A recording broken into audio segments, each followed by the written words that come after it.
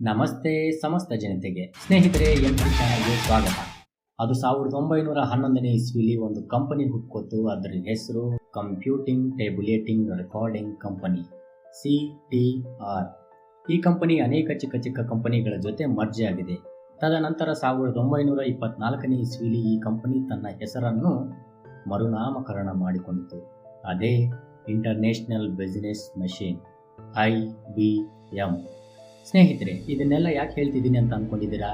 ಯಾಕಂದರೆ ಇದು ನೆನಪಿಟ್ಕೊಳ್ಳುವಂಥ ವಿಷಯ.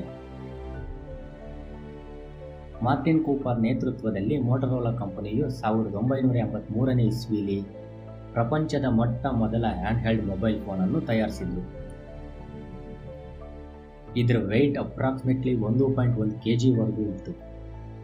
ಸ್ನೇಹಿತರೆ, ಈ IBMಗೂ ಮೋಟರೋಲಾ ಕಂಪನಿಗೂ ಏನು ಸಂಬಂಧ ಅಂತ ಯೋಚನೆ ಮಾಡ್ತಿದ್ದೀರಾ? ಸ್ನೇಹಿತರೆ, ಯಾವುದೇ ಸಂಬಂಧ ಉಳಿಬೇಕಂದ್ರೂ ಅಥವಾ ಕಳ್ಕೋಬೇಕಂದ್ರೂ ಬದಲಾವಣೆ ಅನ್ನೋದು ಮುಖ್ಯ. ಯಾವಾಗ ಯಾರು ಹೆಂಗೆ ಬದಲಾಗಬೇಕು ಅನ್ನೋದು ಕಾಲ ಡಿಸೈಡ್ ಮಾಡುತ್ತೆ.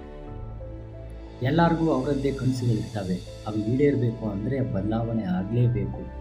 ಅದು ಮನುಷ್ಯನ ಬದಲಾವಣೆ ಆಗಲಿ ಅಥವಾ ವಸ್ತುವಿನ ಬದಲಾವಣೆ ಆಗಲಿ. ಸ್ನೇಹಿತರೆ, ಅವತ್ತು ಮಾರ್ಟಿನ್ ಕೂಪರ್ ತಯಾರಿಸಿದ್ದ ಮೊಬೈಲ್ ಫೋನಲ್ಲೂ ಕಾಲಕ್ರಮೇಣ ಬದಲಾವಣೆ ಆಯಿತು. ಆ ಬದಲಾವಣೆಯೇ ಸ್ಮಾರ್ಟ್ ಫೋನ್. ಫ್ರಾಂಕ್ ಕೆನೋವಾ ನೇತೃತ್ವದಲ್ಲಿ IBM ಕಂಪನಿದವರು 1994ನೇ ಇಸ್ವಿಲಿ ಪ್ರಪಂಚದ ಮೊದಲ ಕಮರ್ಷಿಯಲ್ ಸ್ಮಾರ್ಟ್ ಫೋನನ್ನು ಲಾಂಚ್ ಮಾಡಿದರು. ಅವತ್ತು ಆ ಒಂದು ಬದಲಾವಣೆ ಆಗಲಿಲ್ಲ ಅಂದಿದ್ರೆ ಇವತ್ತು ಪ್ರಪಂಚ ಹೀಗಿರ್ತಿರಲಿಲ್ಲ.